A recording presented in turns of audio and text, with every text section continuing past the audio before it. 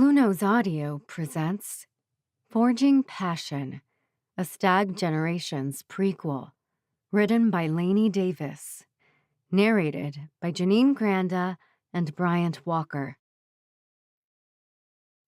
Dedication. For Jenny Hermoso, #Contigo Jenny. Content note. This book contains inappropriate and harassing behavior from a male character in a position of power. While his actions are not described in graphic detail, some readers may find the dynamics disturbing or uncomfortable. Please listen with discretion. The author in no way condones this type of conduct. The character's behavior represents an unfortunate reality for many women and people of marginalized genders. His characterization aims to bring awareness to systemic issues in sports culture and society as a whole. While the depicted events are fictional, their impact is very real. If you find this content too upsetting, you may want to pass on this title. Please take care of yourself. Chapter 1. Wes. I flash my ID to the airport security and kick off my shower slides, sticking them alongside my phone in one of those gray tubs before I hoist my bag onto the belt. This isn't my first time traveling for soccer, and I know better than to let my gear out of sight. No way in hell will I be breaking in emergency cleats from a box store near the airport. I step through the metal detector, and no sooner do I grab my phone from the belt when I hear it buzzing and see the rapid incoming messages. Dad, where are you? Seriously, Wes, enough. Where are you? Do you want to give your mother a seizure? Pick up the phone, son. That last message is specifically designed to guilt me, but I'm not falling for it. Mom's epilepsy has been stable for years, and Dad can fuck off. I recognize that leaving school with only 1 year to go seems like a foolish choice, but if I want to get serious about playing pro soccer, about playing for the national team someday, then I need to focus on my game. Sure, it's messed up that academics are the distraction in my student-athlete world, but it's the truth. I'm putting in at least 20 hours a week of practice, conditioning, weight training, and watching film. I'm studying the game so much I literally have nothing left in the tank when it's time to hit the books. So yeah, I skipped out. Or at least I can see how my dad views it that way. I let my college coach know about my plans to step down. I actually filed the papers to withdraw from school, too. I'm officially unaffiliated with the university. As of tomorrow, I'm a free agent, ready to show off my game to all the scouts at the elite open invitation camp in California. Technically, it's a camp for the U.S. national team coaches to look at potential players leading up to the Olympics, but I know I'm not ready for that milestone. I'm there to get picked up by a pro team, hoping to round out their roster with fresh legs and healthy knees. Mid-season, long after the draft, these teams have ditched the guys who couldn't cut it or snap their ligaments. Scouts swarm these camps with contracts at the ready. Do I want to piss off my family? Do I want to ditch my cousin who's been my roommate and teammate for years? Of course not. But Wyatt's on his own path, and I need to do what's right for me. At least he's not irate about it like my dad. Although to be fair, Wyatt knows where I am right now, and my dad is apparently having a stroke because he thinks I'm missing. Thatcher Stag can't stand not knowing where his family is every second of the day. I know he's overcome some abandonment trauma, but seriously, no parent needs to keep Find My Phone tracking on his 21-year-old son. I grip my teeth and fire off a text to my mom, promising her that I'm just fine, that I know what I'm doing, and that I'll be in California for a few days. I'd have thought with two brothers as professional athletes, my dad would understand a lot more about seizing opportunities while my body is fresh. But he's too focused on me keeping non-soccer options open that he can't see it's costing me opportunities on the field. I'm seizing the day, damn it. I enrolled in this open camp and committed to a year in the championship circuit playing semi-pro if things don't work out for me this weekend. Where will I land? I have absolutely no idea. It could be London, Chicago, Miami. That's the beautiful thing about the beautiful game. It's truly global, and as long as I'm willing to live out of a suitcase, which I totally am, the opportunities are mine to pass up. And I'm done passing this particular ball.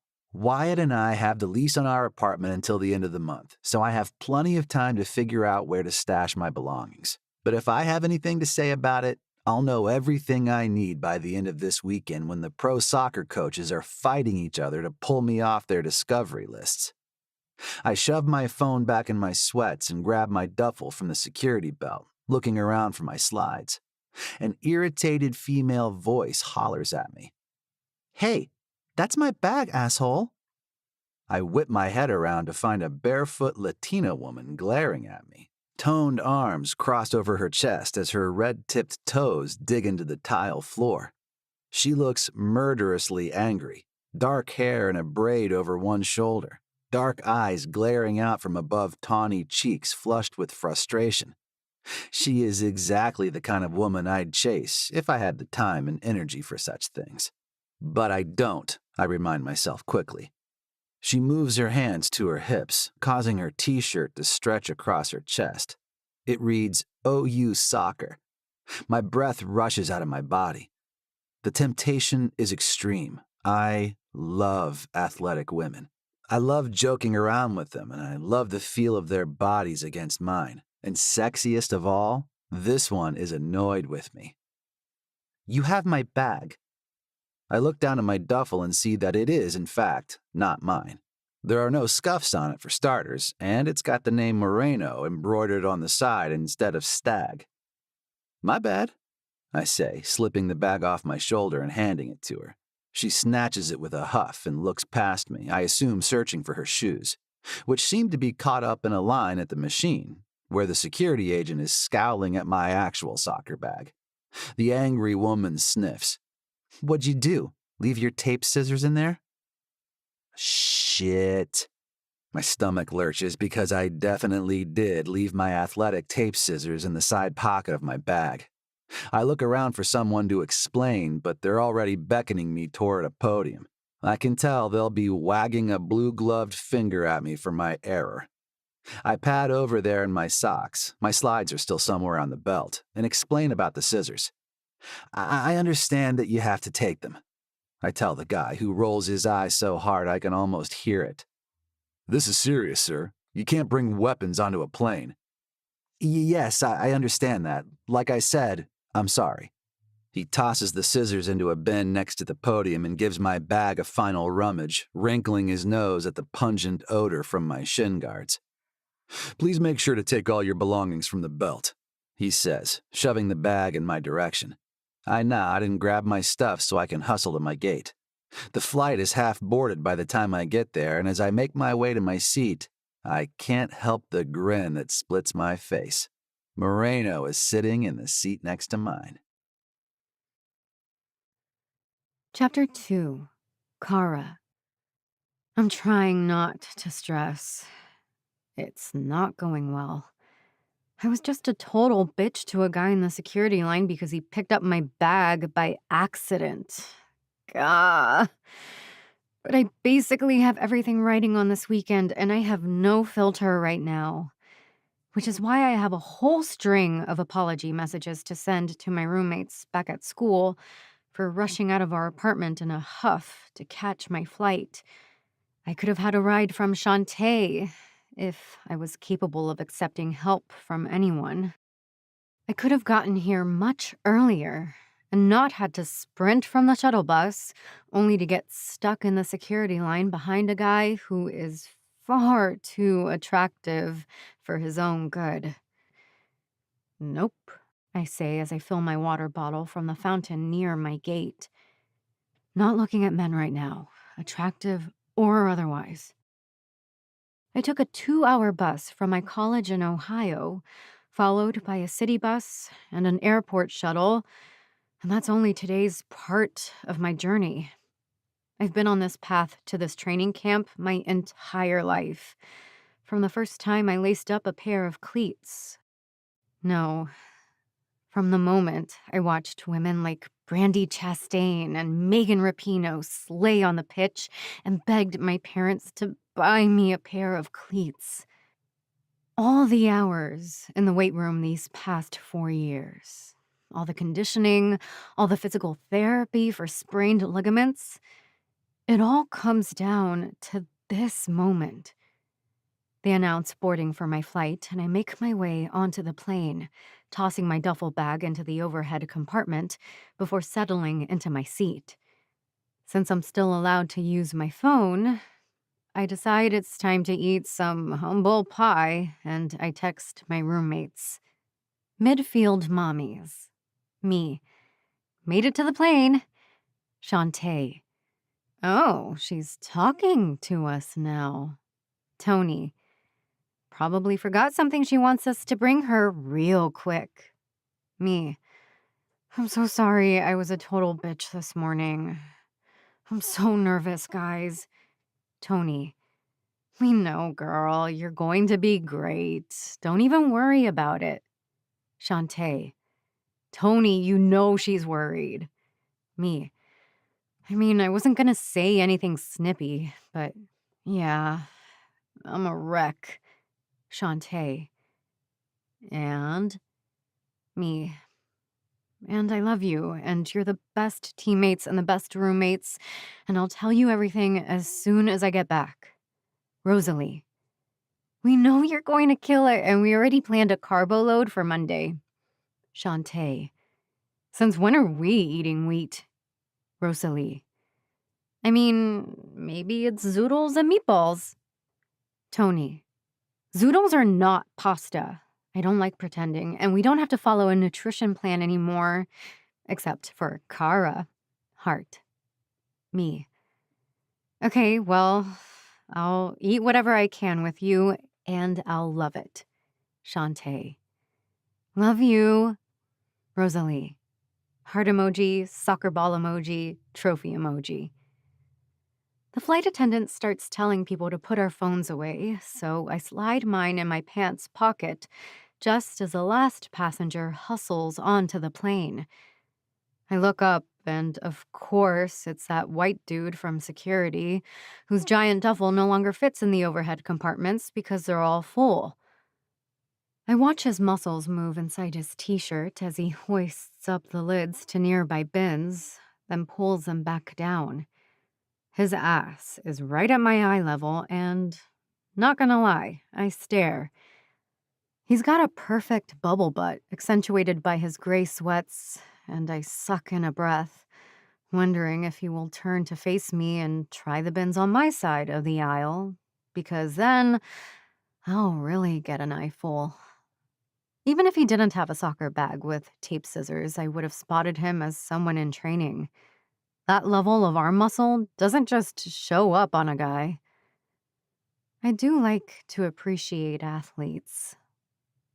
One thing that's true about all of us, we work our bodies to the limit, and we look damn good. I've had my share of adventures on tournament weekends. There's a pretty standard rule that my soccer teammates don't sleep around with the men's team, or even the men's teams for other sports at our school. Too much risk for distraction and drama, even if there's a smaller number of female collegiate athletes who are interested in men to begin with. Aha! Got it. The guy slams the bin shut with a grin and looks around, almost like he's expecting back pats. He brushes his shaggy brown hair back from his forehead with one hand and looks up and down the plane. I spy the one remaining empty seat on this plane right next to me, and I groan as he sinks into his seat. The flight attendants walk through the aisle for the safety demonstration, and I notice that both the male and female crew pause to smile at the sweatpants guy. The woman wearing the demonstration life vest stops in the aisle and beams at him, touching his arm. Remember, anyone can blow the tube to inflate. She inserts the red plastic between her pursed crimson lips and winks before continuing down the aisle. He smirks. I noticed she didn't offer you a personal safety demonstration. Is he talking to me? I look over at him and he's got his brows raised, fingers tapping on his long legs, one of which spreads way into the aisle and the other is smashed against the seat in front of him. How do you know I didn't get my one-on-one before you got onto the plane? You were awfully late, he grins. I'd say I was right on time. At least that leg isn't pressing against mine. You going to follow her to the back of the plane for a snack? I reach up and twist the air vent to full blast as a plane starts to taxi. He chuckles. I better stick close by in case you need rescuing. I have, after all, had some advanced coaching. A puff of laughter escapes my lips before I can think of a retort. I like this sort of flirting because it keeps my mind off the pressure of this tryout camp. He tips a chin in my direction. Soccer, huh? Oh, you? Me too. I arch a brow at him. I mean, not at OU, obviously. You going to the camp in Cali? I am. You too? He nods. I am. I exhale. So your guts are twisted too? I wince. Maybe he's totally confident. Hell, for all I know, he's already capped for the national team. I don't follow the men's game at all. But I'm relieved when his face softens and he nods. Oh, I'm a total wreck. He twists to offer me his hand to shake. Wes Stag, striker. I grip his hand, feeling a flutter in my belly at the warm, firm contact. Cara Moreno, midfield. I hate midfield. He laughs. It's exhausting. Maybe try upping your fitness routine. We both laugh and then grip our respective armrests as the plane jolts off the ground. Our forearms are pressed together on the armrest between us, and I focus on that as we hit the sky. My phone flies from my pocket and skitters into the aisle, and Wes reaches to pick it up. He holds it out to me and I slide it from his hand. His middle finger lingers, sliding down my palm and making me shiver. We should get dinner or something when we land. My agenda doesn't start until morning. I press my lips together, considering. I really need to network on this trip, and I'll have a roommate at the hotel anyway. But there's no harm in a meal before I check in, right? In the silence, Wes raises his brows expectantly. He's gorgeous and funny, and he knows about soccer. High-level soccer. I can't shake the feeling it would be a mistake to turn him down. But I also worry it's a mistake to say yes. Chapter 3. Wes. We'll see, Kara says, toying with the end of her braid and then tugging on her tray table. I envy the way she has enough space to pull it all the way flat. My legs are way too long to even consider it. My knees get smashed every time the guy in front of me adjusts his weight. But smashed up close to a beautiful, sassy soccer player, I don't mind as much. Hopefully she can distract me from the spasms I'll probably get in my back from folding my body like a crouching insect. Well, Cara Moreno, you have to at least promise to sit next to me on the shuttle to the hotel. Wait, does the women's team stay in the same hotel as the men's for this thing? Do they want to risk everyone canoodling? I realize too late that I've revealed myself to be a first-timer at this elite camp, but Kara seems unfazed. She turns her body slightly so she's almost facing me in the cramped space. I can smell her, fresh powder and floral soap. I want to bury my face in that braid and inhale.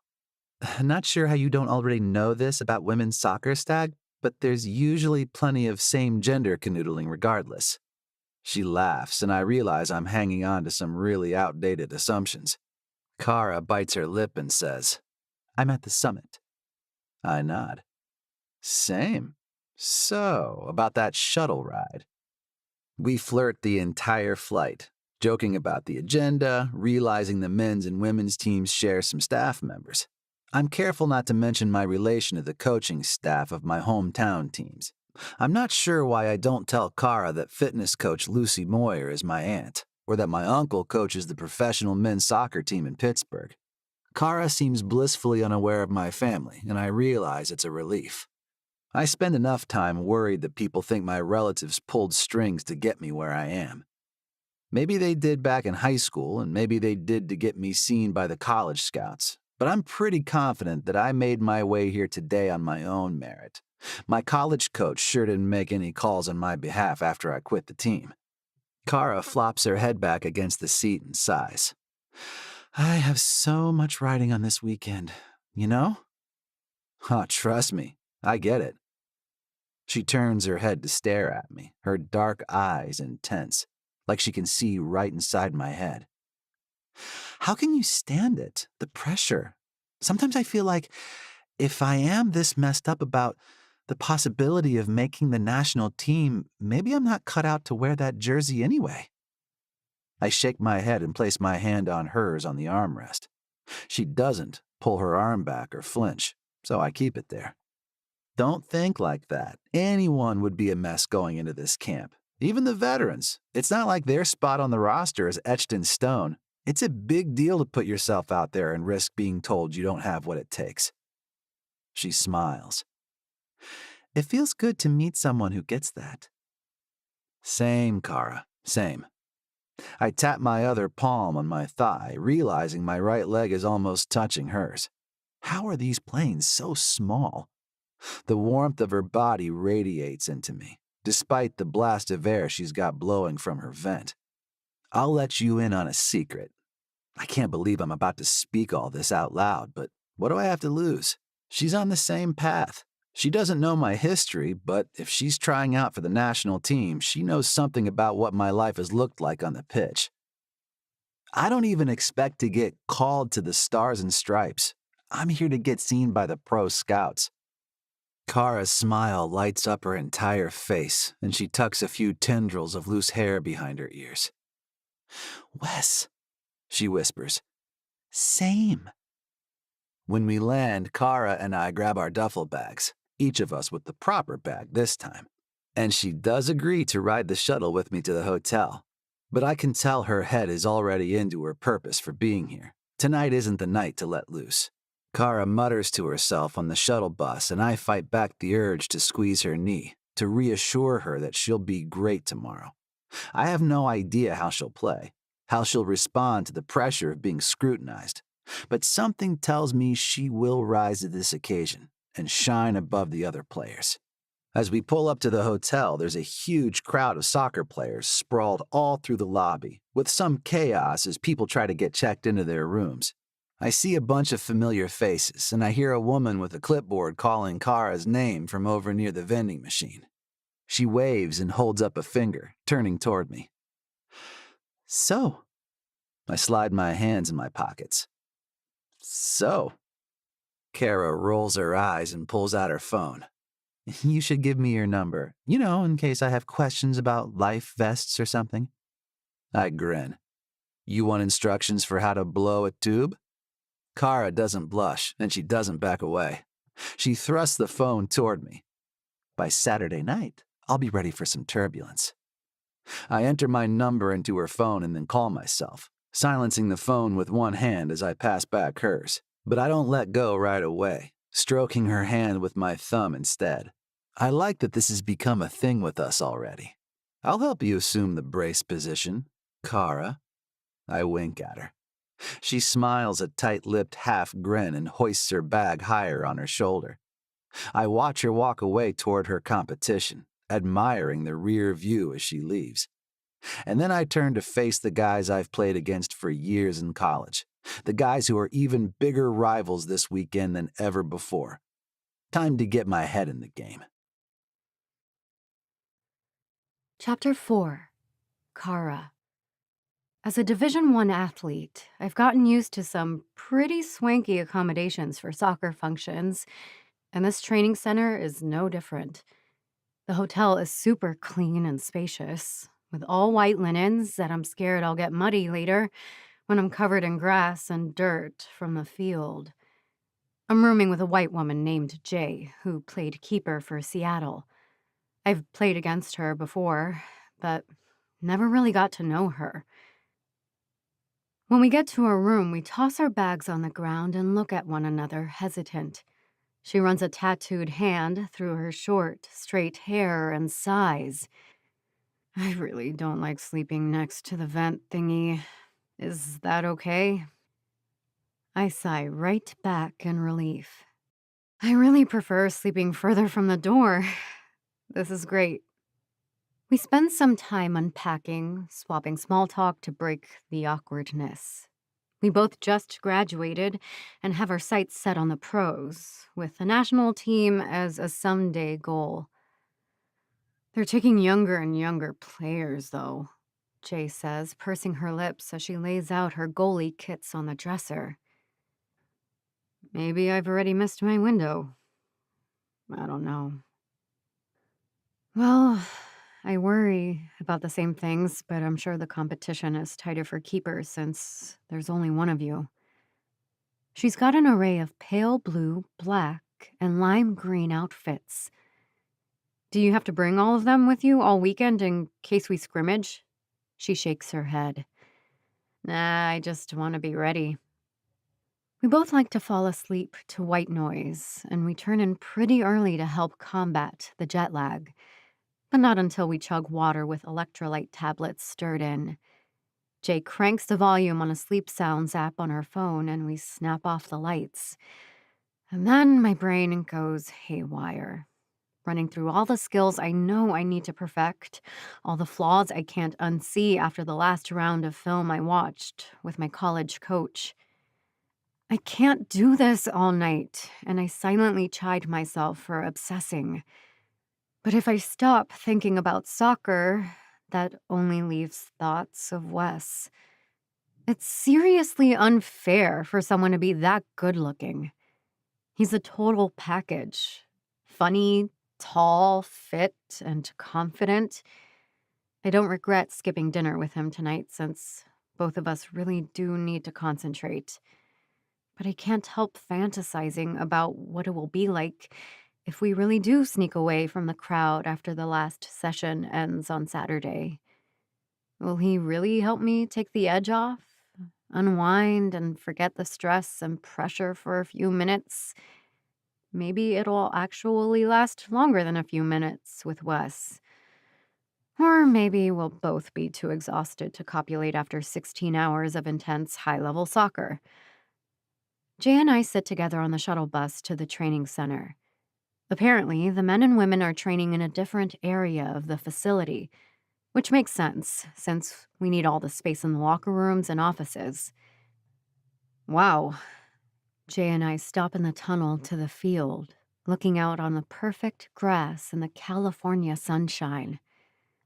Yeah, I tell her. Wow.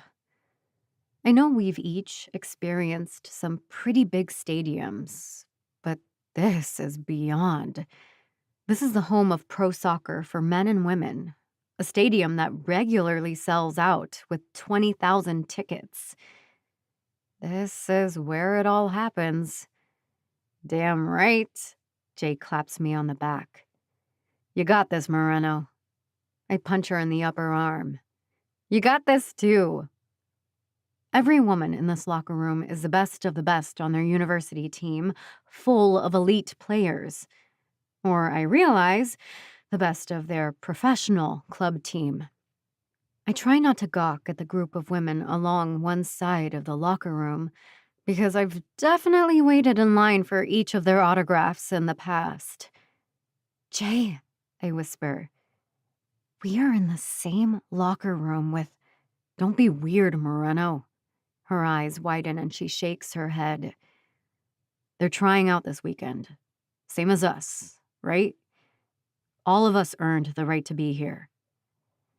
I wish I had your confidence about it, I mutter. I think back on the summer I spent living at school instead of going home. My parents were sad about it, but I wanted to graduate in August and focus on my game rather than tack on one more semester. I clocked 30 hours a week on individual skill work with our positional coaches. I lifted weights until my thighs busted out of my jeans. Jay's right. I can't afford to fuck this up by forgetting that I'm a badass. I also can't forget the reward I've set up for myself at the end of the weekend. Chapter 5. Wes. This morning's sessions were brutal, and I loved every second. Every guy here is better than the best guys on my university team, and I've been keeping up just fine. I know I'm right where I belong. And when we get a break to hydrate, I wander over to the fence with my sports drink, leaning back and just taking in the scene. The women are using the field inside the stadium this morning while the men train on one of the practice fields, and we're switching this afternoon. But from this angle, I can see through the stadium gates onto the field and the women are scrimmaging. I chug the rest of my drink and walk a bit closer, trying to see. A streak of red catches my eye, and I stare at the best midfielder I've ever seen. She's got Moreno on jersey back in white letters. Kara's braid flies behind her as she attacks up the sideline, two defenders on her back and ready to pounce. I watch, mesmerized, as she plants a foot and weaves right, the ball following along like it's an extension of her cleats. Her movements are graceful and devastating as she darts into gaps that shouldn't be wide enough. Kara makes it all seem effortless, pulling the ball back with one toe and changing direction to hug the sideline. As she approaches the goal, I can see she has the keeper beat. She's got a clear shot and it's going to smash into the back of the net. Except she doesn't strike. She fakes right and sends a sweet pass to a teammate, who toes the ball into the center of the goal. Fuck, I whisper. Now that was a boss move. The coaches watching the session take notes, and I see one of them whip out a phone, tapping frantically on the screen. It shouldn't be this hot. She's not trying to be sexual right now, but I'm hard as a goalpost watching her move. Honestly, I think I drool a little bit, but I pretend it's sweat and wipe my face with my jersey as I hear my name being called. I indulge in one more glance as Kara's teammates swarm around her for hugs and high fives. She's sort of shy about what just happened, her full, pouty lips tipped in a small smile. "Stag, let's move!" I jog toward the sound of the coach's voice, ready for my own scrimmage and my own chance to show off my skills in a game scenario. As the striker coach pulls me and the other guys in to talk strategy, I marvel at just how specialized the training is at the next level of soccer. Even though I played D1 in college, we had all generalized coaches except for the goalies. I'm spending this entire weekend not only showing these coaches what I can do, but also learning from them. I'm guessing the men's and women's staff have some of the same training plans because Coach Bev tells us the objective is to move the ball along the sideline and pass toward the center for the shots on goal. It's easy to see why some guys would want to be glory hogs for a camp like this, to score and put points on the board. But I commit to showing Bev and the other staff that I can follow instructions and adapt to the game plan. On the pitch, I feel a little like Kara, moving the ball well, outwitting defenders. When I do see a shot on goal from the right corner, it's hard as hell not to take it. But as soon as I pass to another guy from my row, I can hear Coach Bev bellowing in delight. Soon after, an air horn sounds, signaling our lunch break, and everyone makes their way to the locker rooms. I take my time on the walk over, feeling damn good about my morning, and Coach Bev shouts my name. "Stag! Looking good out there. This your first open camp with us?" I nod and she elbows a man standing next to her. I know Bev isn't on the national team staff, but I recognize her companion as the president of Soccer USA. "Lou, keep an eye on this one, eh? You'll be hearing his name in a few years." Lou holds out his hand, smiling. "Lou Rubio. And what name should I be looking for?" "Wes Stagg, sir." I shake his hand and he pats my upper arm. Stag. I'll keep that in mind. He raises his brows and walks in a different direction as Bev falls in step beside me. Don't mind him, or do, but I've got you on my list, kid. Now it's my turn to lift my brows. What list might that be? She waves a hand. It's a mental list for now, but I'm going to make sure you're in for the exhibition match tomorrow. I want you to be seen, okay? I nod rapidly. "Oh, thank you. I want to do my best out there." She smiles and pats my upper arm, shooing me toward the locker room. I strip out of my cleats and socks and into shower slides, feeling like $1,000,000 even as I make my way to the training room to get help stretching my lower back. Everything seems to be falling into place. I'm not usually superstitious. I don't keep the same socks all season or give up shaving during playoffs or anything like that. But I can't help but wonder if Cara Moreno is my lucky charm. Chapter 6. Cara. You saucy minx! Jake claps me on the back after our morning scrimmage ends. I thought you were going to score right between my legs, but you fired off that pass. So great. I laugh, still high on the endorphin rush of perfecting the strategy the coaches asked for. Thanks. I bet you would have blocked it if I took the shot. But we were working on that decoy move. Jay shakes her head. Well, it freaking worked. You grabbing lunch? Yeah, I just have to change shoes quick. Cool, I'm grabbing a bag of ice from my shoulder. Meet you up there? I nod and she clocks off toward the training room, still wearing her cleats and today's bright orange goalie kit. I'm still shaking with happiness at how I played this morning. I don't know if it's the sunshine or the atmosphere or if I just click with this group of players, but I can objectively say I'm kicking ass at this camp. I walk slowly toward the locker room, taking my time and basking in satisfaction, and I hear footsteps as someone approaches.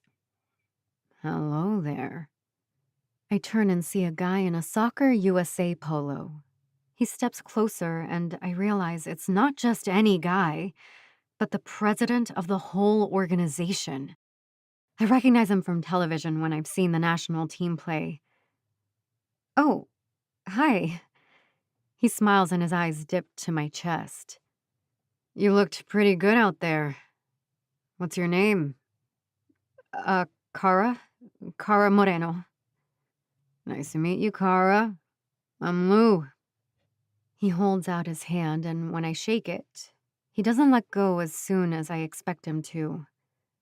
Cold dread snakes up my spine, like someone dumped a bucket of ice over my head. His smile creeps me out more than the handshake.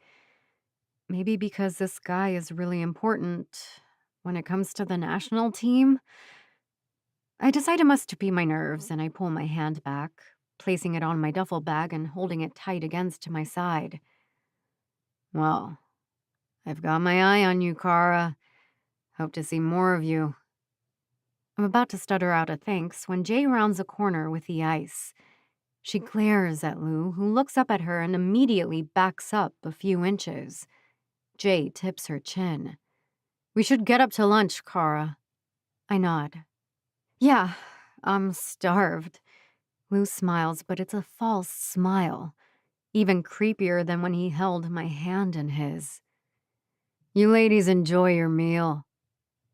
I mutter another thanks, and Jay says nothing at all as Lou walks away, whistling. You okay? Jay is stern and serious, and I worry she thinks something bad happened. Oh, yes, totally. I think I'm just exhausted. My hands are shaking a little as the adrenaline wears off from earlier. She nods, her face still apprehensive. Well, let's get some protein. We make our way to the cafeteria and pile our plates with chicken breasts and sweet potatoes. By the time we've each had a few mouthfuls, we're laughing alongside the other people at our table as they verbally rehash the morning's cardio activities. Let's just skip as high as we can for a mile and a half, Jay jokes. Really test out the strength of our sports bras before we scrimmage. Everyone laughs until our sides ache, and I'm back to feeling great. I'm sure I was overreacting to how Lou from Soccer USA made me feel, and I chalk the experience up to hunger and adrenaline from the scrimmage. The afternoon session goes amazing just like the morning, even if I am utterly exhausted by the end. I decide to skip the shower at the stadium. I'll wait until I'm back at the hotel when I can take my time with a bottle of tea tree conditioner, so I check my messages while I wait for the shuttle bus. My group chat with my roommates is full of good luck notes, videos of professional players scoring goals and celebrating, and then a picture of my entire college team after a workout. Every one of my teammates wishes me the best, even the ones I just graduated with who didn't make the cut for the open camp. I'm still choked up and emotional when I get out of my shower, but Jay is fired up, bouncing around the room in a swimsuit. There you are. Come on. Everyone is doing hydration recovery.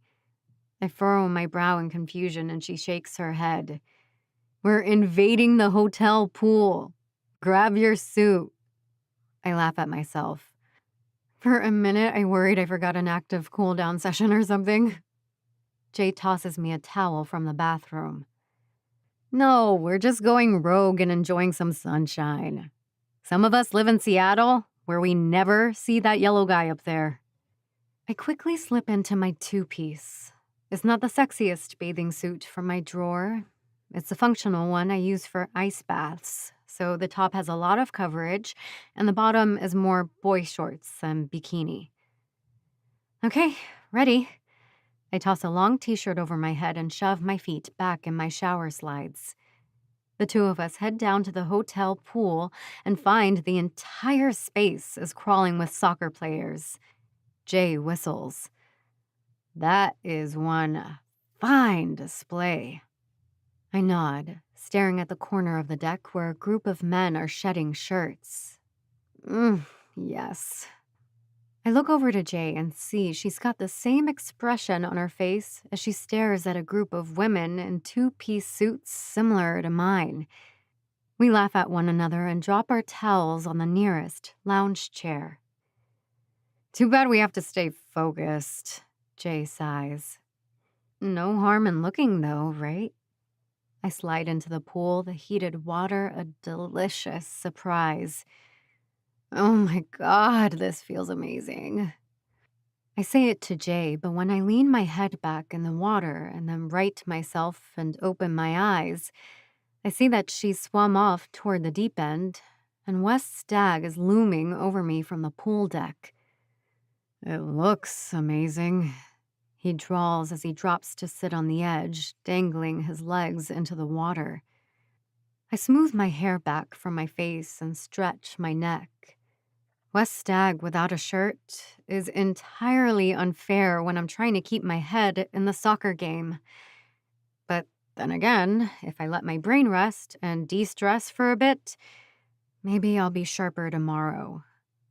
Wait, Wes says. Were you talking about yourself or the pool? Do I have the energy for this level of flirting after a hard day of soccer? You should get in and research that question, I tell him. Yes, I do have the energy for this. Taking the invitation, Wes slides into the water and submerges fully, coming to stand and shaking the water off his golden muscles. I lean close, trying to make out the tattoo he has on his chest. Oh, I smile. A stag, I get it. He traces the tattoo absent-mindedly. It's kind of a family thing. The laurel branches are for my grandma. So everyone has the same tat? That's pretty cool. He nods, running his hands along the surface of the water, not making any bones about checking me out. So I drink my fill and stare right back. I mutter, if all the guys have the tattoo on your chest, where do the women get it done? He winks. You'll have to become a stag woman and find out, won't you? Oh, really? How does one become a stag woman? I back away from him in the water and he follows, both of us squatting low so we're fully submerged, up to the neck. I'm a try before I buy kind of gal. I like how I feel when I'm with him. Confident, flirty, like I can say anything I want and he wants to hear it. I can be upfront in my interest in boning him, and he clearly feels the same way. It's refreshing. It's thrilling. He reaches out to touch my shoulder, and I welcome the contact. My body leans back against his touch almost instinctively. It feels so different from when that Lou guy was near me in the hall earlier. I shudder, chasing thoughts of him away and focusing on Wes and his finger tracing my shoulder blade. It wouldn't look good on you here, he says, palms skating along my bare shoulder blade. But it would also look hot on your upper arm. He moves his hand to the dip of my bicep. This thing between us is electric. I know if I looked down, I'd find him at least half hard, and I resist swimming to him, pressing against all that magnetic heat and muscle. The universe put him in my path at that airport, set him right next to me, and now gifted me the chance to see Wes Stagg all wet and warm in this pool. I close my eyes. We still have a big day tomorrow, and I cannot let myself slip away for a quickie with so much on the line. I exhale through pursed lips and back away from him a few inches, leaning my back on the edge of the pool. He slides up beside me, and I turn to face him. Tell me about your family. Where are you from? I'm a Pittsburgh boy, born and raised. My entire family is there. He looks up, pondering. Well, some of my cousins are away at college. There are a lot of us all in school at once. He chuckles. Our dads sometimes curse their choice to all having kids at about the same time. I smile. I have a big extended family too. Catholics and all that. Extended family. Not a lot of siblings? I let my toes float up out of the pool, noticing that the polish is chipped on one of my big toes. Probably where a striker stepped on me earlier today. It'll hurt later. I'm an only child.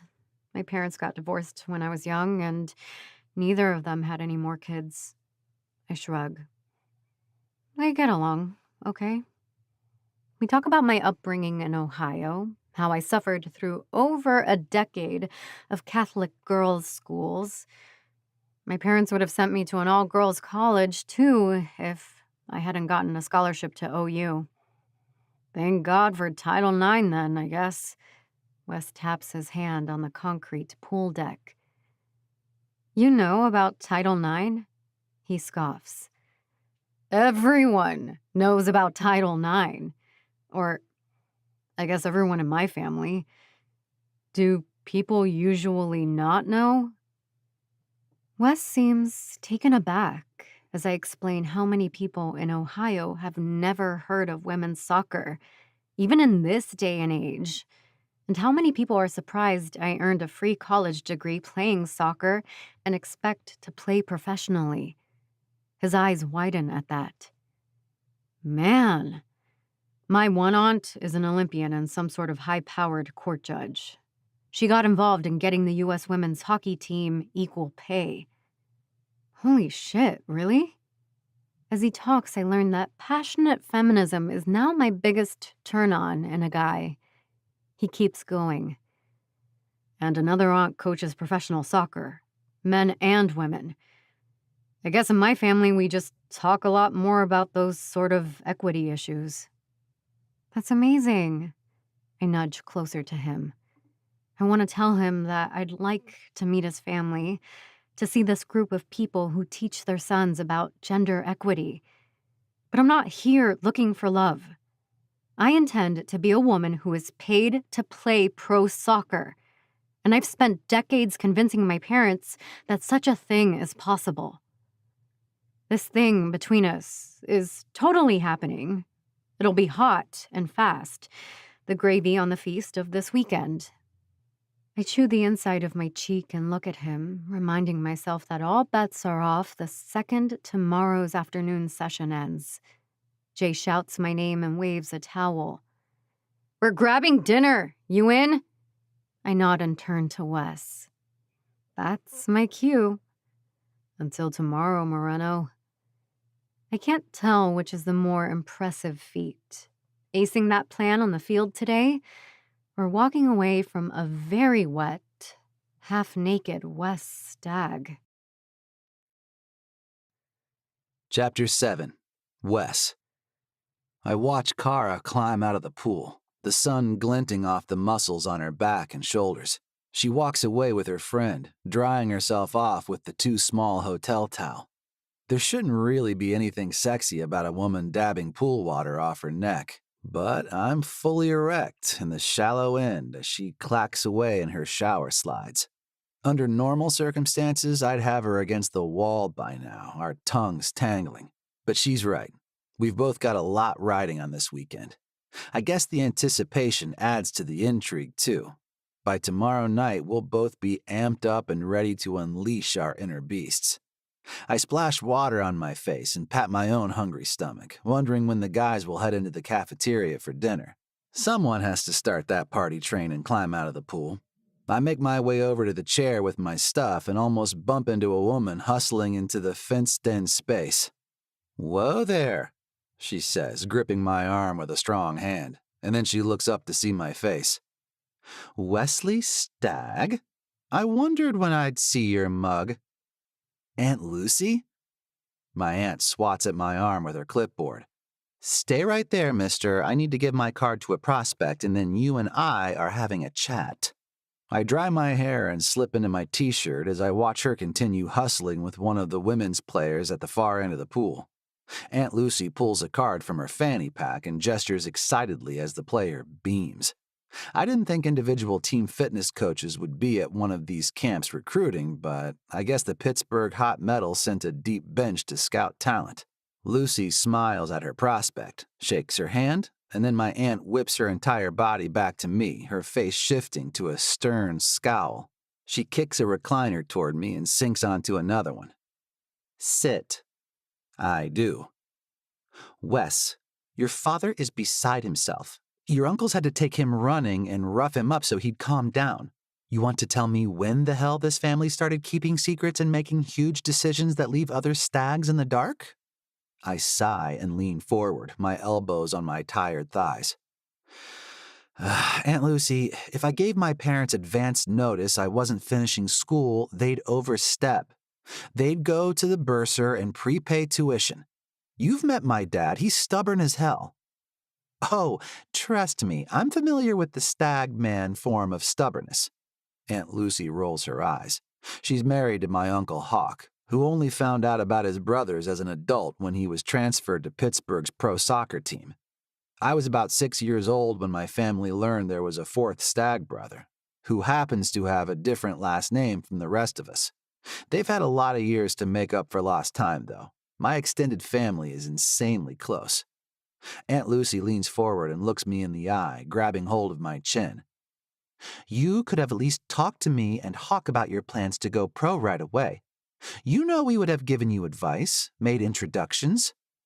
Her voice drifts off as I shake my head out of her hand. "I don't want handouts because of my family. I want to sign with the team because I'm the fucking best player for the roster." She breathes in and out through her nose a few times, her hands tapping her clipboard. A thought occurs to me. "Uncle Hawk isn't here this weekend, is he?" I can't help the flinch my face betrays at the idea of my uncle activating the family group chat from the bleachers. I'm sure he and Aunt Lucy are less than thrilled that I swore their son to secrecy regarding my plans. Honestly, I'm impressed. Wyatt sat on this news and I definitely owe him big time. "No, Wes, your uncle is home prepping the forge for the playoffs while half his starters are here trying out for the national team." I nod because I assume she'd be back doing the same thing with the women's team. Half the reason I chose this particular camp to take my shot. I knew word would get back to everyone eventually. I just wanted to go into the inevitable hard conversations having made my mark. I'm assuming I will leave here tomorrow with offers.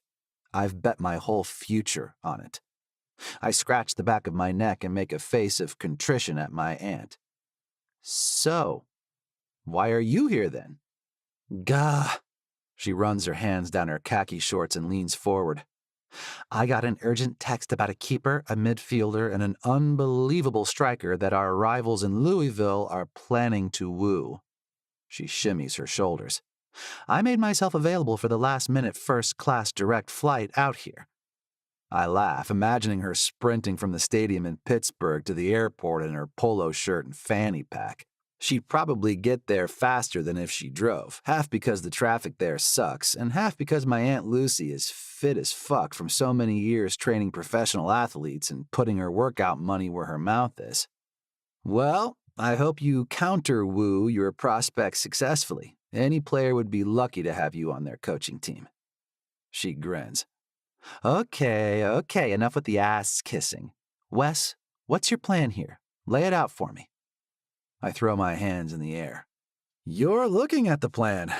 I declined my scholarship for this year and withdrew from the university. I worked my ass off over the summer to get fit for this weekend, and I intend to leave here with offers.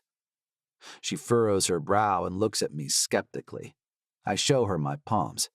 Yes, I have a fallback plan. If somehow I leave here without any interest, I'll play for one of the academy clubs for a year and get my ass to the next open camp and the one after that until I get called up. Wesley, I shake my head. I know my parents' stance on education. I fully intend to finish my degree once I'm done with my professional career, which is what your husband did, if I recall, and Uncle Ty. I don't need to tell you there's a limited window when my body can handle being a pro athlete. She sighs. No, Wes, you don't need to tell me that. But I still don't approve of your approach to this, doing it in a flame of subterfuge. Your dad was embarrassed to be kept in the dark, kiddo. Why would you do that to him? We stare at one another for a few beats. I have no good answers for her except that she isn't there when my parents unleash their anxieties on me. Education is so important to my mom that she can't see why I'd pursue anything until I have a degree under my belt. Her epilepsy prevented her from doing so many things physically, and I don't know if she really gets that my body is the thing I'm focused on right now. But my dad is a fucking artist. Yeah, he has a fine arts degree, but he knows what it means to slip into a trance and just let your body do its thing. It makes me nuts when he insists I put my studies ahead of literally everything else. Soccer is my everything. I have no good answers for you, Aunt Lucy.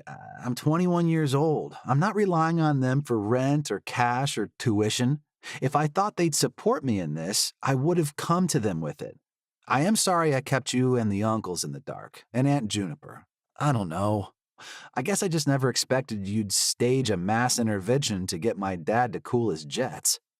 She rolls her eyes. Please, all those men do is intervene with each other to cool their jets. You've dug a bit of a hole for yourself, Wes. I lean back on the recliner. I'll dig myself out of it after this weekend when I know more about what's in store. She bites her lip and looks around. Well, obviously I can't tell you anything in that regard, but you're a smart kid. You know I'm not the only coach who jumped on a plane this weekend. I grin, but I know better than to push her for details. There's a lot of top talent here, huh? She stands up and whacks me with her clipboard. Get some food, get some rest, play your ass off tomorrow and plan a good grovel with the family ASAP. I follow her into the hotel feeling pretty damn good about my choices leading up to this moment. Chapter 8. Kara. I want to see crisp passes out there, ladies. Lots of touches on the ball. Coach Akemi wanders up and down the lines of athletes, staring at our feet as we pass the ball and sprint between cones. We've spent the whole morning focusing on fundamentals, basic skills from my preschool days. The team that has the best ball control is the team that takes home the gold, Akemi says, as if she can read my mind when I start to question the drill. I think of my roommates, my fellow midfielders on my college team. We always pair up for these drills, and we just know each other's style so well. I barely have to look when Shantae, Tony, or Rosalie is across the cones from me. I just know they'll deliver the ball directly to my feet, and, like a magnet is attached, I can send it right back where it needs to be. It's hard for me to imagine building that familiarity from scratch, but I knew that would happen after graduation. There was never a second when I thought I'd stop playing soccer. My whole life has led to this moment, to the consideration for the Pro Women's Soccer League, and someday to the national team. My midfield mommies aren't looking for the same experience.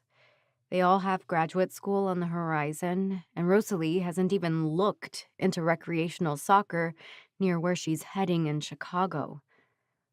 I need to create new bonds with new players.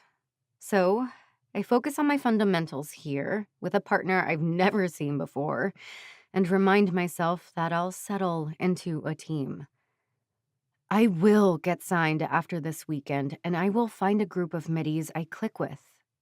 I punctuate this thought by stopping the ball with the inside of my foot and pushing it to the outside before chipping it across the lane to my partner, whose name I forget.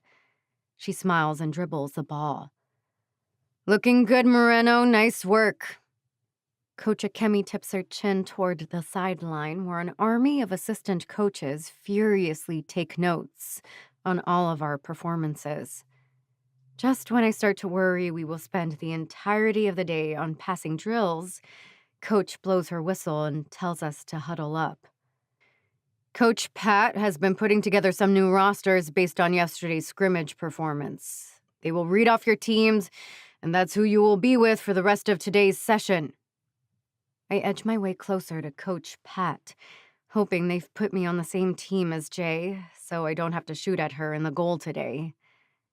Sure enough, Coach puts us both on the green team, and Jay mimes an excited roar when she hears both our names. There are 60 of us players, split into 4 teams, and we spend the rest of the morning cycling through more fundamental skills before the coaches send us off for lunch. Jay drapes an arm around my shoulder and hands me a cup of water as we make our way toward the cafeteria. "I've had enough first touch practice to last me the rest of my life, I think," she jokes. "Just wait until we practice shots on goal later." I elbow her in the side, glad to be forging a friendship outside my college network, with someone else focused on the same goals as me. I'm about to make another joke about the agenda when I hear a voice coming toward us. "Oh, good. The two of you are together. That makes things easier." A fit white woman with shiny brown hair and a ponytail jogs up beside us and smiles, beckoning for us to step out of the sun into the shade of the tunnel toward lunch. "Can you chat for a minute?" "Sure." Jay furrows her brow, confused. "I'm Lucy Moyer, fitness coach for the Pittsburgh Hot Metal." Jay's brows stay furrowed. "I'm new to them this year. I was coaching the men's side before that." I take a deep breath, attempting to calm my racing heart. A coach from a pro team has just pulled me aside to chat, with a pleasant look on her face. Lucy produces 2 business cards from a fanny pack, and Jay and I each grab one. "The two of you really impressed our scouts yesterday. I flew out here to see for myself." Jay's eyes fly wide, and she seems to bounce in her cleats. "Wow," I stammer. "Thank you." "Thank you," Lucy grins. "We really need more depth in the midfield, especially someone good with set pieces." I think back to the corner kick I took yesterday, that Jay swatted away like it was a slow-pitch softball. My frustration must be evident on my face because Lucy says, I was happy to see a fantastic kick with excellent form, and I was excited to see such solid defense on such a banger. Also, with excellent form. She looks at Jay thoughtfully. I can tell you really work on your core strength and leg flexibility. The two of us are beside ourselves. I know I haven't had any preparation for next steps since I wasn't in the draft this past spring. I was so focused on getting here, I didn't think about what to do, and I'm unsure how to act when it came to the results. I'm guessing Jay hasn't either. Lucy gestures at the cards we're each holding like they're made of delicate spider webbing. My cell is on there. Reach out. With a smile, she jogs off toward the striker for the blue team. So that was amazing. Jay shakes her head and holds just the edges of the card, trying to keep from smudging it with sweat, I guess. I'm doing the same. Are you a hugger? I need a hug right now. She nods and I throw my arms around her, both of us jumping up and down and squealing before composing ourselves. Right, let's fuel up and kick ass this afternoon. Check and check. I nudge her with my elbow as we wait for our food. You have to go up against a striker from the blue team today. Jay grins. She's got nothing on you, Rumi. Me and my flexible hamstrings are ready for her. Someone's gaze bores into me as I sit down with my food. I look over to see Wes gulping down ice water, his throat working spectacularly as he drinks. He and I feel inevitable. Our plan to meet later an exclamation point on an amazing morning. I send him my best smile, which he returns with a wink, before he heads back out to the field with the rest of the men. Chapter 9. Wes. The final camp whistle blows, and I feel incredible. For a few minutes, before the aches and pains set in and my body screams at me for torturing it for 48 hours. I join the parade of sweaty guys heading toward the training room, and I'm pretty happy to see they've got a lot of help, so nobody has to wait very long. I sign in and get on a table pretty quickly, telling the trainer that the worst pain is in my lower back. He frowns at the clipboard. Did you participate in the cool-down stretches after the clinic? I nod and wince when he sets a hand on my flank. I think I took an elbow during the scrimmage. He hums and lifts up my shirt, nodding. He pokes around for a bit and says, I'm going to hook you up with some stim for 20 minutes. I assume you've had this treatment before? I groan in response, wiggling out of my shirt and tugging my shorts down a few inches to expose my lower back for the sensors. I actually love getting hooked up to the TENS machine, feeling those gentle electric pulses in my muscles.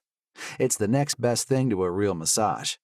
I moan in relief as the trainer gets me all hooked up. He sets the timer by my head and moves on to the next guy. I close my eyes and think through everything that happened. I played my ass off this weekend. I took a huge gamble to be here, threw away my final year of college eligibility. After some of the conversations I had with the staff here, I'm feeling confident it all worked out.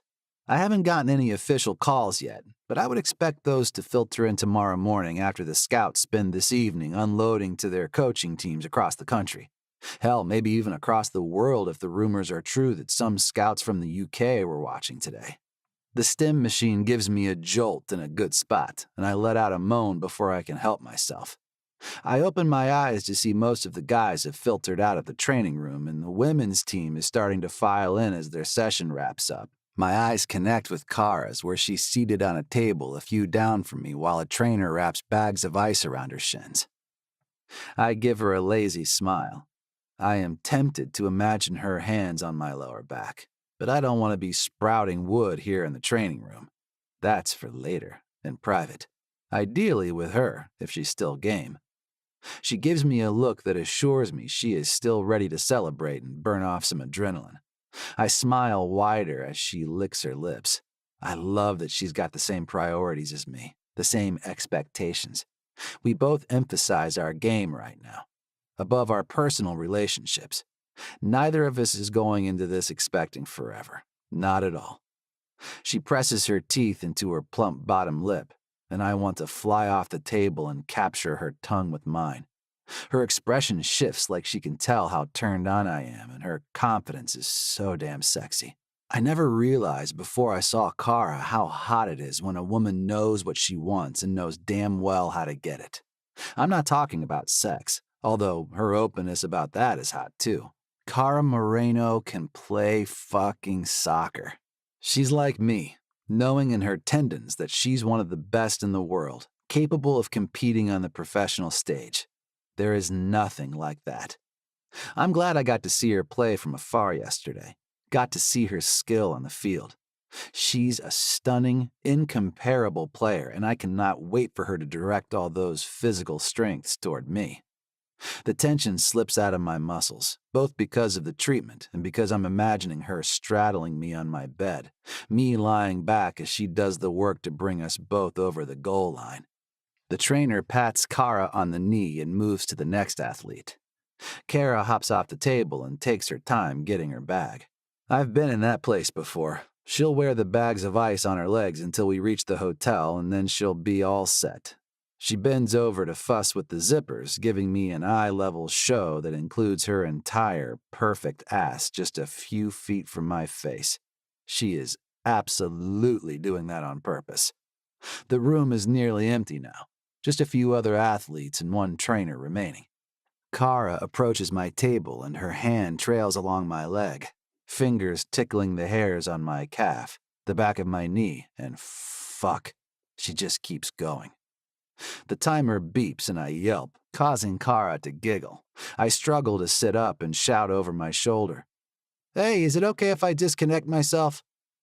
The trainer is stretching a woman's hamstring and glances over at me. You think you can get all the stickers? Maybe your friend can help you out?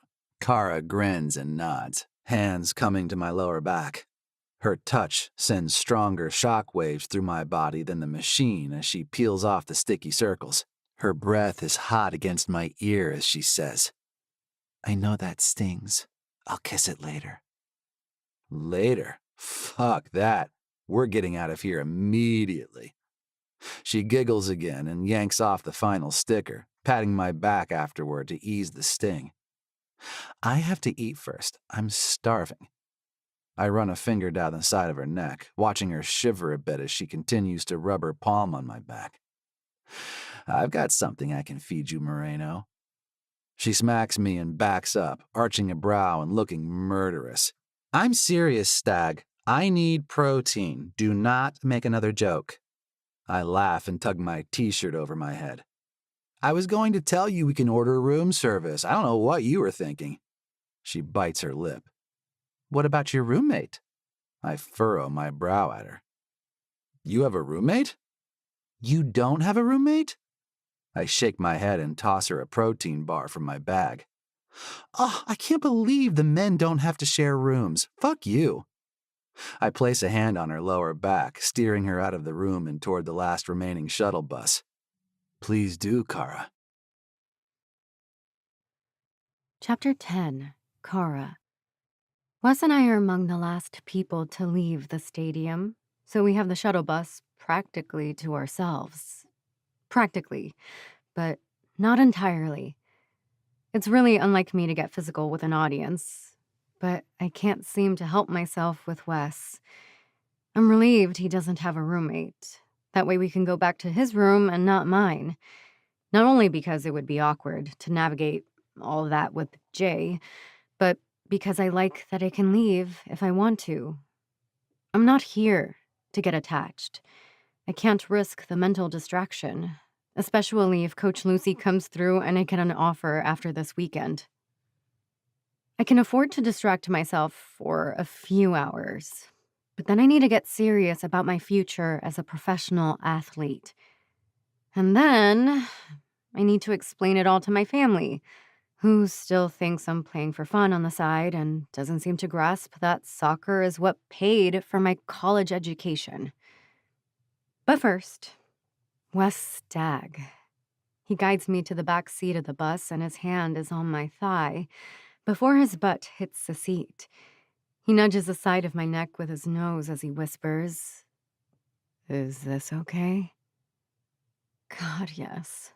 I choke out the words in a whisper, trying to keep my head facing forward. There are a handful of staff members in the front rows conversing, and two other players seated not far behind the staff. I turn my head to look at Wes and want to drown in the dark pools of his eyes. His pupils are totally brown, and I know mine are the same. I want him. I want him for his body. I want him because I feel so fucking horny after the work of the weekend. I want him because I want to roar and feel so goddamned good celebrating this milestone in my life. I have wanted this for so long. And so has Wes. There is so much unspoken understanding between us, and I want that too. His fingers rub my thigh, feeling so good and warm on my screaming muscles. Everyone else is probably in the pool right now, I whisper. Everyone else doesn't have a sexy woman in their arms. I laugh, thinking of Jay. My roommate might. Good for her. His voice is low, almost a growl. He looks hot as fuck, all disheveled from playing, all relaxed from the stim on his lower back. We both smell like sweat, and I know if I licked him now, I'd taste the salt of his exertion on his skin. The thought of it should gross me out, but it turns me on even more. I memorize the expression on his face right now, wanting to remember everything about tonight. How I feel as an athlete and how I feel as a woman Wes Stag desires. The bus hisses to a stop outside the hotel, and Wes grabs both our duffel bags in one hand, my hand in his other as he tugs me down the aisle and into the lobby. I rip the bags of ice off my legs and toss them in the trash as we walk through the hall. He summons the elevator with a knuckle, and the second it arrives, I'm flat against the back wall, his arms around me. His chest is pressed against mine, and I can feel every hard inch of the body he works so hard to perfect. Did you like watching me get an electronic back massage, Cara? I nod. His face is so close to mine. I could stick my tongue out and taste him, but the anticipation is almost as hot as I know kissing him will be. I could watch you do anything. He pulls me even tighter against him, and I feel a bulge in his shorts. I never anticipated this. Electrifying attraction. The intensity of it. I wonder what he's thinking, but I don't have to guess for long, because the elevator dings and Wes pushes off the wall, nodding his head toward the door as he backs out of the small space. Come watch me adore you, then. I follow him down the hall, my cheeks hurting from smiling. Wes drops our bags outside his hotel door, but has to root around for his key. I step up behind him and my palms go to his ass before I can think better of it. It's like he bent over right there to taunt me with his soccer glutes. My God, you're firm, I mutter, giving him a squeeze as he grunts and straightens. The door opens and he pulls me inside. I squeal as he pushes me against the wall. He brushes the sweaty hair from my face with one gentle hand, and then finally presses his mouth against mine. It's not just a kiss. It's a searing celebration. His hands press into my sides as his lips move against mine, and I sneak my tongue into his mouth with a sigh. It's good between us. Hot and aggressive. We both grunt in satisfaction as our bodies fuse together. Wes pulls back a bit, nibbles at my bottom lip. What do you think about starting off in the shower? He sniffs the air, a bit musty from our combined physical exertion. I nod and lick his neck, reveling in the purring sound he makes as I do. I like that idea, Mr. Stag. The two of us could create something explosive together. But then I remember we came here with a specific mission. Our game is important to us. I have no idea where I'll wind up after tomorrow, and he could go anywhere as well. Rumor had it there were scouts from Europe here to see the men playing. My thoughts drift to the national team, knowing that's no longer a pipe dream, but a real possibility for me in the years to come. For one instant, I remember the uncomfortable way the Soccer USA president made me feel in the stadium before Jay called my name. Before I can dwell on that moment, Wes pulls his arm tighter around me. I drift off to sleep in his embrace. My eyes fly open before dawn. The light shining behind the curtains is purple, like the sun hasn't quite made up its mind whether to rise. What am I doing? The whole point of doing this in Wes's room was that I could leave, head back to my room, and get a proper rest before my long flight home. I cannot get attached to orgasms and foot rubs. I have to focus. Keep my eye on my goals. I slip out of bed slowly, but Wes is out to the world. My body aches from the long weekend of too much exercise, and my crotch aches from the dick I rode last night. But I ignore the slight sting. As quietly as I can, I gather up my things and use the light of my phone to dig out a cleanish change of clothes from my soccer bag. Thankful I don't have to squeeze myself back into the disgusting post-workout clothes from yesterday. I slip out of Wes Stagg's room for a walk of shame. Except, I don't feel very shameful. I feel pretty incredible, and I smile as I weave through the hall. I call the elevator and grin when I see Coach Lucy Moyer inside. Oh my God, it's you! I was just coming to slide a note under your hotel door. Seriously? She nods, thrusting a piece of paper into my hands. I want you to have your agent call this number as soon as possible, she says, tapping a number highlighted in bright yellow. You're going to get multiple offers today, and I'd like Pittsburgh to be part of that conversation. The elevator door shoves against Lucy's sneaker, and she gestures me inside the car. I, don't have an agent. I bite my lip and then grimace. There's so much I'm unprepared for. So much. A further reminder of why I can't lose my head in a man, no matter how many orgasms he hands out in one night. A boyfriend won't get me where I need to be professionally. Lucy grins and unzips her fanny pack with a flourish. She fishes out a card and hands it to me. I want you to call this number immediately then. I look at the card. Lucy continues. Don't worry about the time or day. This woman is fair and fierce. Call her. The elevator door slides open, and I see we've gone down to the lobby. Lucy gives me a small push. I have to go hunt down 2 more prospects, Kara, but call that number. She mimes punching numbers onto a phone as the elevator door slides shut. I'm left standing in the lobby with all my dreams in my hand. It felt a little like fate brought me here this weekend to cross paths with Wes Stagg, but that's not it at all. He was fun. We go together like smoke and fire. But this is my purpose. This is my future. Chapter 14. Wes. I'm alone. I'm aware of that reality before I'm fully awake, in a room where I should have the gorgeous body of Cara Moreno draped across my chest.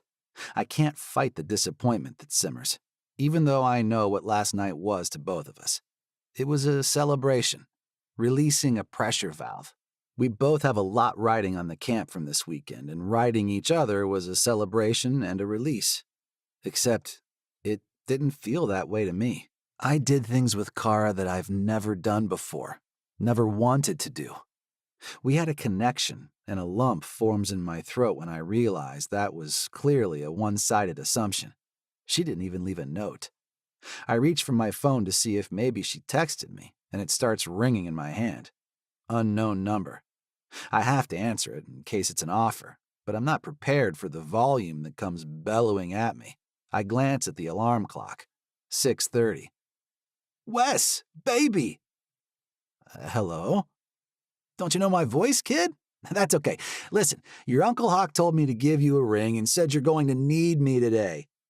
I comb my memories, trying to place the too-chipper voice on the other end of the phone. Brian? The one and only? My uncle's sports agent starts praising my game, comparing me to the family legacy, whatever that means. I wake up more fully and start to process the meaning of this call. Wait, my uncle called you? Damn right he did, and not a minute too soon. The sharks are swimming outside your door, baby. I glance toward the hotel door and see a bunch of slips of paper on the carpet. Huh. Listen, Brian continues. I'm not going to dance around. You know I was a good partner for your Uncle Hockey and made him a shit ton of money over the years. I can guarantee you the same treatment the second you sign an agreement with me. I can text it to you, and I can be on the phone with those sharks in the lobby of your hotel within minutes. Where do you want to land, Wesley? Name your team. I drag my hand through my hair. Name my team? Seriously? He sighs. Okay, not quite that awesome, but give me a ranked list. Word on the street is that your debut will be electric. If my uncle called his agent, that means Aunt Lucy wasn't kidding when she hinted that my subterfuge worked in my favor. My stomach flutters and I stand up, pacing the floor. I catch a glimpse of myself in the mirror, with obvious sex-tussled hair, swollen lips, and scratch marks on my chest. Kara sticking around to celebrate would feel too good to be true. Last night she made me feel like I can do anything, achieve anything I want. This morning, it's all happening. But she's not here. I sigh as Brian talks about numbers and sponsorship plans. It all sounds great, actually. So maybe it was better to have one perfect night than keep things going. Grow frustrated with one another as we dive headfirst into intense schedules and camera shoots and too much travel. That's no way to kick off a relationship. Sounds amazing, Brian. Text me the thing to sign. A pang of sadness stings me. My dad isn't here with me when I sign my first contract with an agent. I'll most likely be signing with a pro team in a few hours without my family celebrating. My Aunt Alice would have made a grain-free cake out of vegetables or some shit. My cousins would have gotten kazoos and done a damn parade around the Highland Park fountain if I'd looped them in. Or they wouldn't have done anything, because my mom would have cried and my dad would have glowered at me and I would have stayed in school another year and blown my ACL. I can't grieve what didn't happen any more than I can regret my choices. Brian texts me an agreement and I sign it with my thumb on my cell phone, alone in a dark hotel room. A few seconds later, Brian texts me instructions to head down to the lobby in 20 minutes, and he'll video chat with me while I have a conference with an offer. And there it is, my new life, the one I planned for, the one I set in motion. I should want to call my cousins, or the guys from my college team, but the first person I think of is Kara. Did she get a similar offer this morning?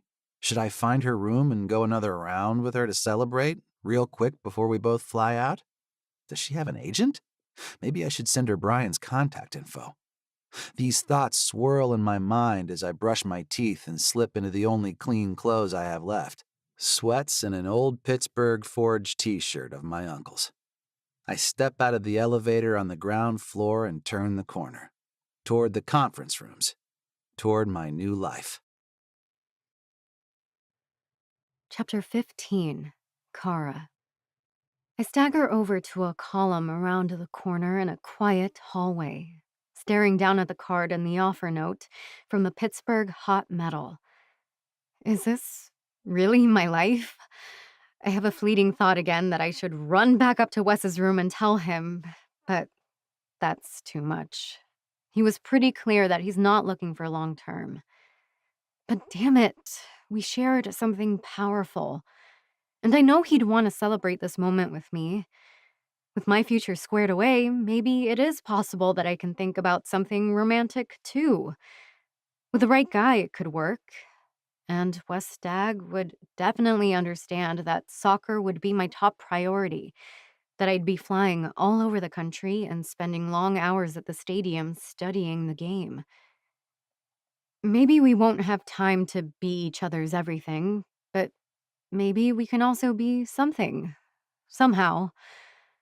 If I can rise above my doubts and make a splash to the pro soccer coaches, surely I can maintain some sort of meaningful friendship with benefits.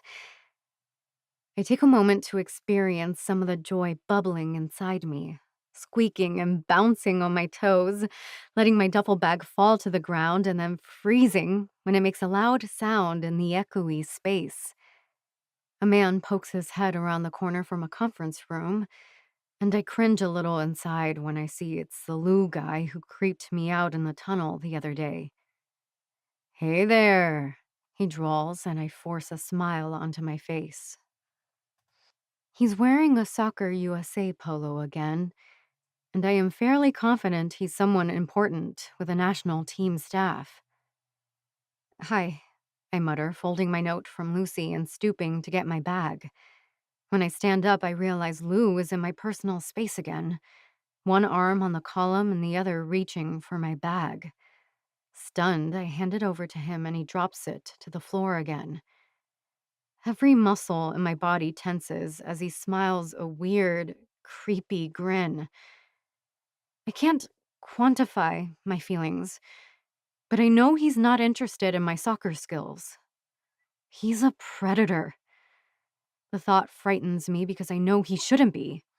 He is a man in power in a world I'm trying to access. Every neuron in my brain is panicking, but I also know that I can't just dart away because, well, I fucking came here to be seen by the national team. And that's this guy, apparently.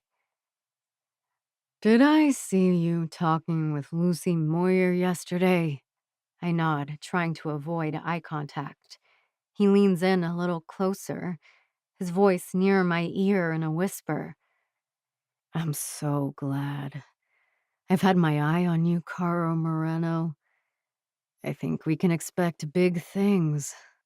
My voice cracks as I frantically try to respond in a way that might satisfy this guy, while somehow also communicating that I do not like this type of attention. "Thank you, Mr. Rubio." Everything I have is clenched right now, my arms stiff and frozen in place, my feet cemented to the tile floor. My breath comes in rapid bursts. I really need to go meet with Coach Moyer." He nods, but doesn't back out of my space, his mouth still twisted in a lewd smile that will haunt my dreams. "You do that, Miss Moreno.